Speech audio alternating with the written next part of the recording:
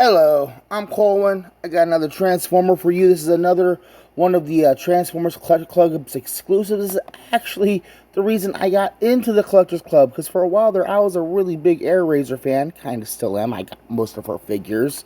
This is Transformer Timeline's Airrazor. Now, what is she doing here in this weird, cool-looking robot form? Well, this is basically Airrazor before she got stuck in cryostasis and got put on the spaceship with Optimus Primal and Rat Trap and everyone else. So this is her back on Cybertron. And we got on the front here, we have her in robot mode with this cool looking pose. Big old mounted shoulder cannon.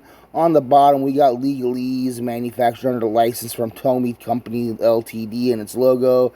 Transformers and all its related characters are Hasbro and use We got picture of the figure. We got nothingness. We got legalese. And like with the Red Drift,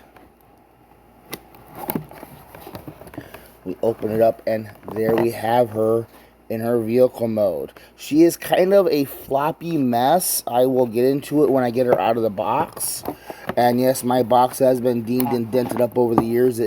I got this way back in like 2006. Yeah. Let me get her out of the box. Okay, so I've got Airrazor out of her box, and real quick we'll check out her bio card that's included behind the foam along with her instructions. She's got decent stats all around. I'm not going to bother going in particular, but if you want to go ahead and take a look, you can. Chromia 10 Pilot. So she doesn't have an actual name. She gets her name Airrazor afterwards, so she's just Pilot. The more things change, the more they stay the same. The Maximal Imperium. Oh my goodness. Are we going into Warhammer 40k here? Employs many different tactics in their attempts to maintain peace throughout the galaxy. The smart and sassy pilot of Chromia 10 heads up one of the numerous Maximal squadrons assigned to prevent any rogue Predacon factions from operating outside the terms of the Pax Cybertronia. Airrazor and her team are often delegated to recon missions deep within Predacon space, where many Maximals dare not venture. Her fellow pilots are inspired by her willingness to put herself in harm's way, if it means protecting the peace of the Maximals. Put herself in harm's way if it means protecting the peace the Maximals hold so dear. Wow. In vehicle mode, she is able to observe her targets at ranges of up to 30,000 feet. Okay. And recreate any enemy intel she comes across with 3D virtual reality maps. Equipped with a titanium-plated exostructure in robot mode, her weapon of choice is her retractable photon cannon. Is there anything interesting on the back of the card? No, the backs of these cards are just blank. Like my mind. So, we have her here in her vehicle mode. She was based off of Energon's Slug Slinger, and he would have the little Energon chip on the back here. It's this weird two cockpits thing going on, and they actually did a Titan's Return Slug Slinger that I really wish I could get, but I cannot afford. Clean undercarriage, but it's kind of weird and broken up and ugly and stuff. The brown paint and the orange paint kind of blend together really nicely, and like it does look good. We have the missile launcher here and the trigger for it. Where is it? It is buried in there, and it just fired itself off. Okay, let me stand her up. Can I stand her up? No, I cannot really stand her up.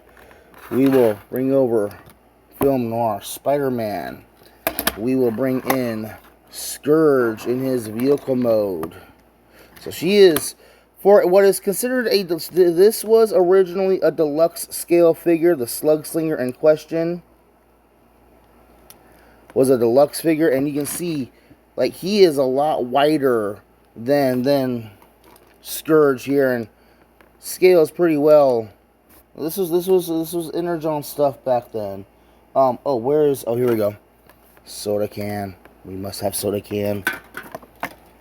And I've got Barricade and Dead Autobot. Let me bring in the other Airrazors. Alright, let's show off all the Airrazors. I have the original Beast Wars basic Airrazor in her bird mode. We have the Transmetal Airrazor. I have the Timeline Airrazor where she is in her pre-Earth Cybertronian mode. Need to keep the missile inside so I don't lose it. Put that over here in the middle. We have the Kingdom Wars Airrazor. We have the Rise of the Beast Airrazor, and we have the Rise of the Beast Target Master Airrazor. The ones that really stand out the most is the Cybertronian one and the Transmetal one, but the birds all look really good next to each other. Let me go and get these guys out of the way. Okay, so got Airrazor in her vehicle mode. I'm going to start transforming her by pulling these panels up, and basically we got to get this missile launcher out of the way before we can close things up. So come to the back here and open up this back panel here. There's a hinge inside here for the missile launcher, and then you can use that to flip it up and over her shoulder like so. Then you flip the head up and close it back into place. The arms are going to, the arms are really weird. So you're going to pull the arms apart by pulling this top panel away. And let's see here. It's been a while since I transformed this one, but the arms hinge up like that. And there's these hinges on the side that allow you to pull these panels out. And then, so the panels like this in vehicle mode, the panel's going to flip inwards, and then you're going to be able to fold the arm over. Like, this mold is a very weird panel former because it doesn't use panels to hide things, it uses panels to move things. It's just one big worrisome panel. Then you can close down the arms, close down the landing gear so they're out of the way. The arms need to peg. See, that arm just popped out of place. There we go. And then these wings can be adjusted to your liking. Then we're going to come down here to the legs. And the legs have a similar thing going on where they're on these weird hinge pieces. So we're going to hinge the leg backwards into the body. Get those pieces shoved up inside there. And then we can click the waist piece together. Then there's another hinge here for the waist piece to fold up again. Yeah, these things were weird. Take these big chunky pieces and fold them down to her lower legs. Flip forward the nose cone pieces.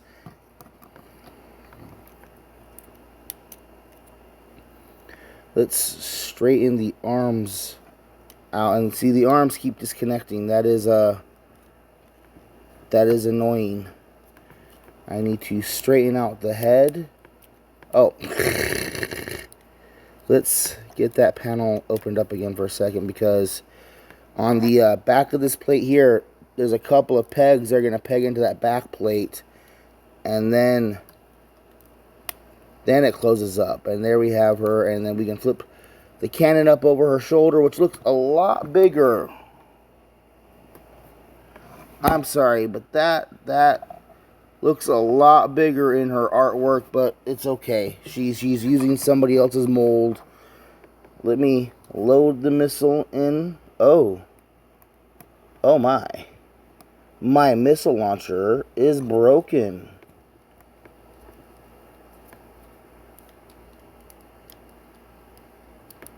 Yeah, it doesn't want to lock into place. Alright, well that kind of sucks.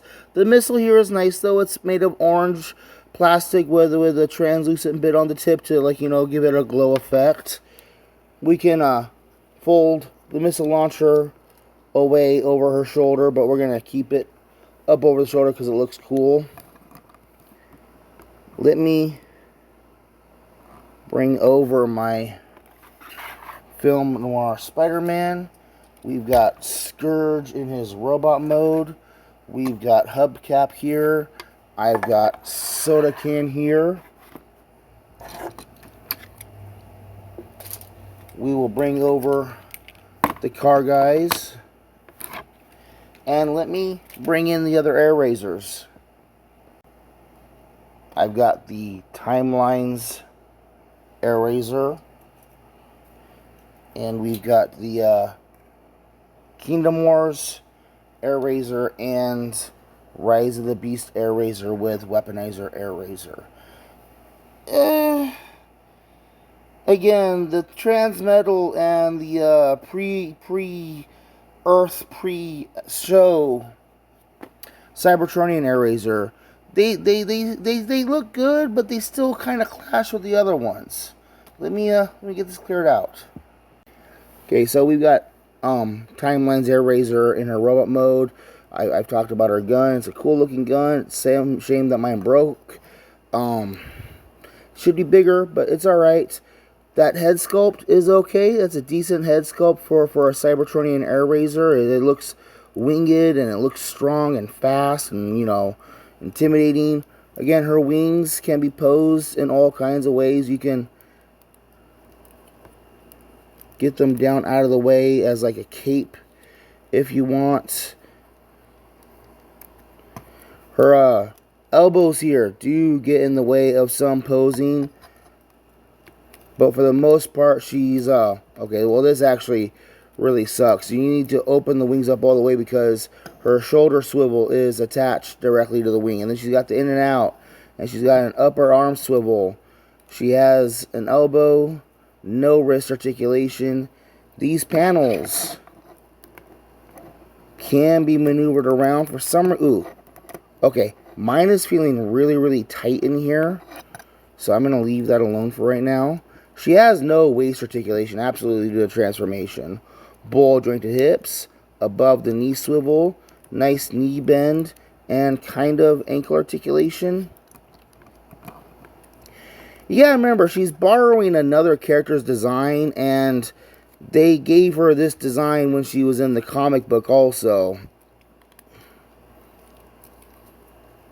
Can these things stop fighting with each other? She's not a very fun toy. She really isn't. The original Slug Slinger wasn't very good. It's got kind of a complicated transformation. It's got weird stuff hanging off of it in all kinds of directions.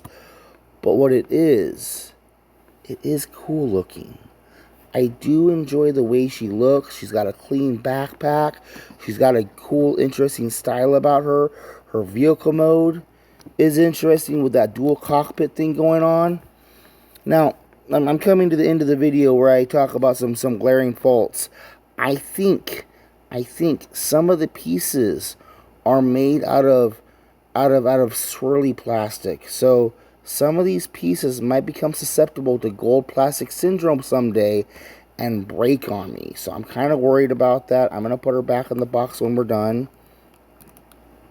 Cool arm-mounted laser guns and stuff. And she has Minicon ports, and Energon Slug Slinger would have had a crystal that goes on the top. Instead, they just replaced it with a little shiny pearlescent spark crystal thing, kind of. I'm seeing her on eBay go for really weird ranging prices because she always comes with the box. Because it's one of those things that you're always going to keep the box with kind of figure. I see her going right now $35, buy it now. But then there's other listings of her going for like $100, $120. And there's only like 3 listings on eBay right now. Should you get one of your own? Honestly, I really wouldn't bother. It's got a real niche Gradius. That's the I'm looking for. The Gradius looking style to the vehicle mode. But the transformation is real hokey. The posability is there, but it's hindered by everything. Like, there's There's much better toys for you guys to spend your money on. I'm glad I got mine when I did at the original price of like 40 bucks, and I'm kind of looking forward to seeing if this thing goes up in price at all and becomes kind of super rare or something. Maybe that's what's going to happen, because like all the gold and stuff is going to break down. I don't know. I'm Colwen.